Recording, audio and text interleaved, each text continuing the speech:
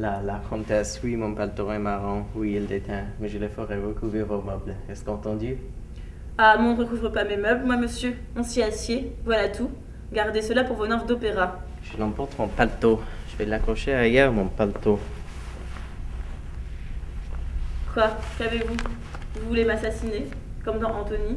Elle me résistait, je l'ai, mais non, ce ne sera pas de circonstance. Le fa. Vous aborde d'ailleurs, voilà votre coupe en loge, je l'avais oublié. Quelle loge?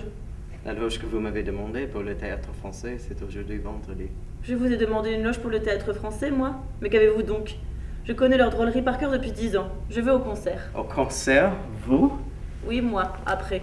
Vous abordez la musique, vous me l'avez dit 20 fois. De la musique de régiment, oui. Bravo alors, les soirées sont longues, nous ferons de la musique. Je me tends mon cher violon, mais je n'osais vous en parler. J'ai négligé ce cher ami, il est dans sa boîte depuis 2 mois.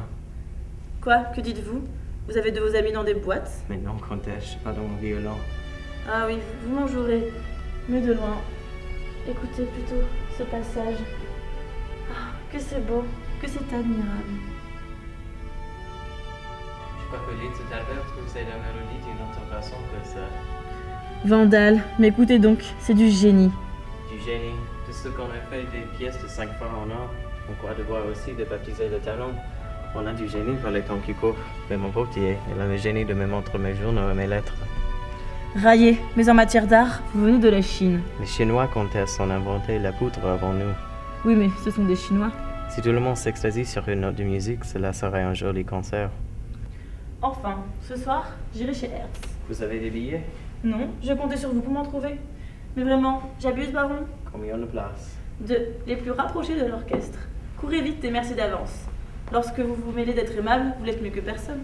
Vous entendrez, monsieur Georges Loire, un homme de talent, celui-là. Ah, De grand talent. Voulez-vous que je vous l'amène? vous le connaissez? Du beau, mais je me le ferai présenter pour vous le montrer. Trop bon. Je reviens.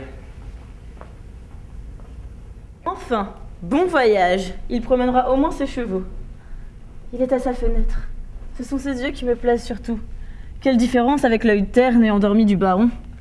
Ah, ces artistes, leur souffle embrase l'air. L'habitude de la gloire les enflamme. De près ou de loin, ils vous éblouissent comme le soleil.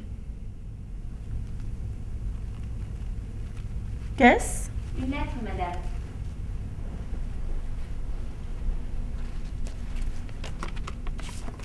C'est de lui. Quelle tournure d'idée charmante. Il me prie d'assister à son concert et m'envoie des billets. Oh oui, j'irai. Il verra dans mes yeux la certitude et l'orgueil de son triomphe. Je vais lui écrire pour le remercier. Un ancien brouillon de lettre au baron. Déjà 2 mois. Étais-je assez niaise alors?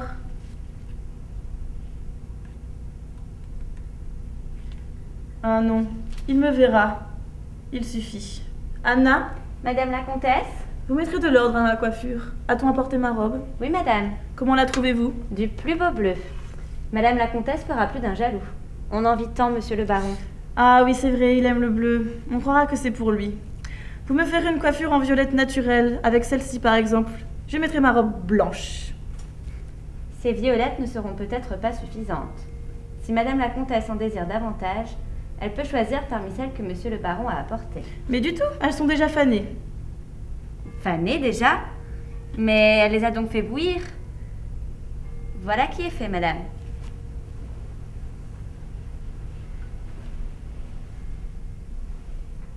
Pas trop mal.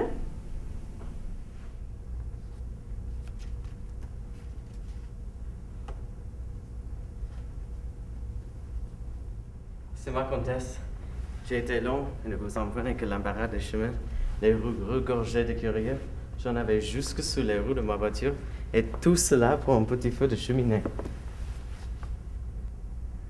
Encore? Ah, pardon, j'oubliais l'habitude. Que voulez-vous? Où allez-vous donc? Nourrir sans le sérail. Dans ma chambre? C'est donc une gageure, baron? Ne reste plus que l'antichambre. Eh bien, n'est-ce pas suffisant pour du marron? Vous connaissez le proverbe, comtesse. Débarrassez-moi de ce meuble. Un proverbe brutal, mais vrai. Vous n'êtes pas parti? Quand on veut tuer son chien. Oui, oui, on dit qu'il est marron. Je vous pardonne pour le drôlerie du mot. Je l'emporte, mon meuble.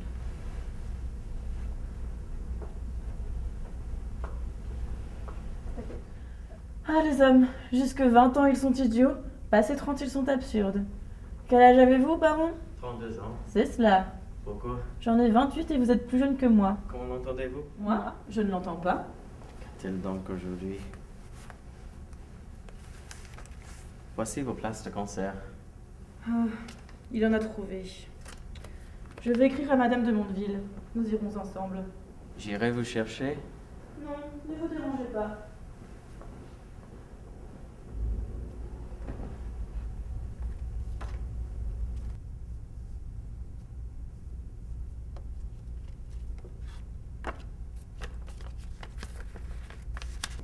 Anna, portez sur le champ ce billet à Madame de Mondeville. On attendra sa réponse.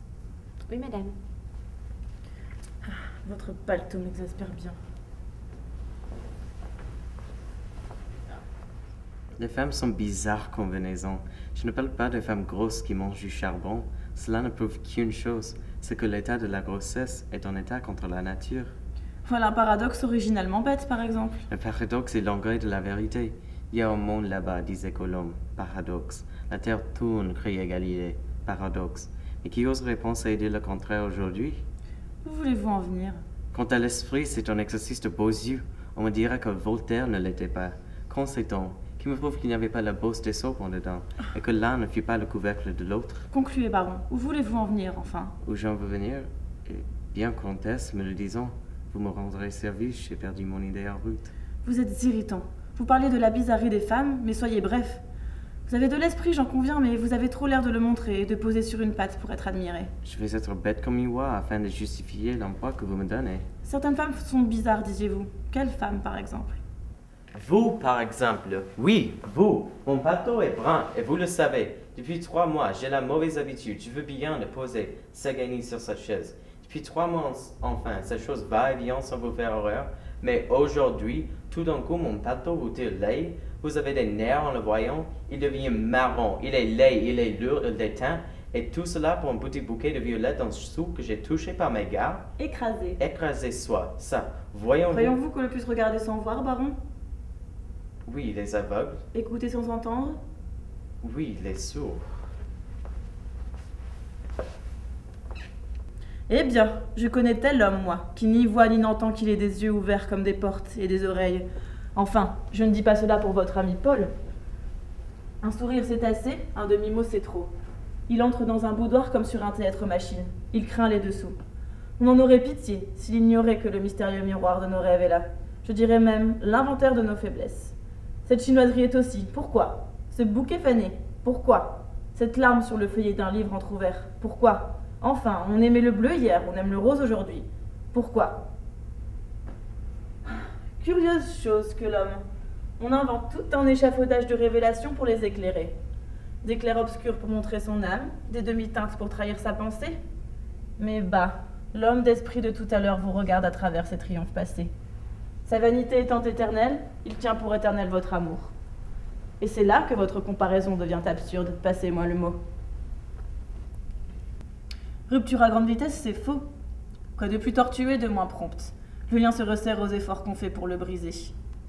Pourtant, quoi de plus pénible à dire que « je ne vous aime plus » ou bien « j'en aime un autre » ou encore « je vous ai trompé ». À confesse, c'est bien, on a une grille entre soi et, au besoin, de petits rideaux qu'on peut tirer. Mais avoir là, sous ses yeux, devant soi, près de soi, un homme que l'on oublie et à qui il faut le faire comprendre, c'est horrible. Ah, la sotte chose que la vanité. J'enrage contre ces fats qui ont un triple bandeau devant les yeux. À moins de mettre un sans-garde devant sa porte pour les empêcher d'entrer, ils ne comprendront jamais. N'est-ce pas votre avis? C'est possible. Je me sauve à ma toilette. Je crois qu'il a compris.